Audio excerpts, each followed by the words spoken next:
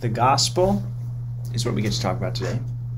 It's the 15th part of our series here.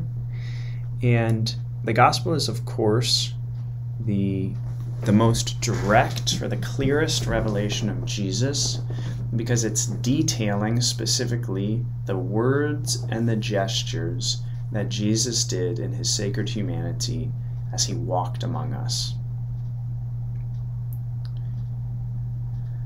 That means that the Gospels have a special power, have a special capacity to bring us close to God.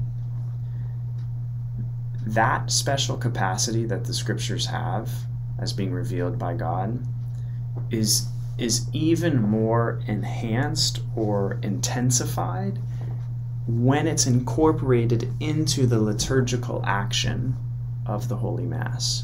And so when the deacon or the priest proclaims the gospel, they're doing so as a liturgical act. So they're acting in a specific and intimate relationship with Christ.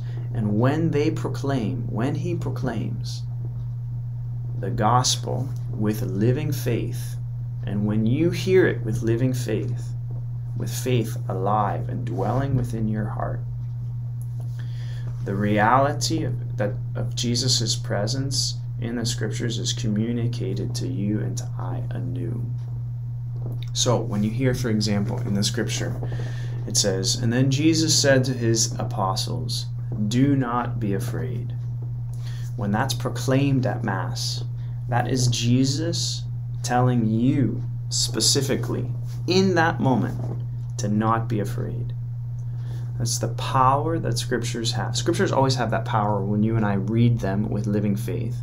But because of the privileged and special context that in which the gospel is proclaimed during the Holy Mass, that capacity for an encounter with Christ is increased.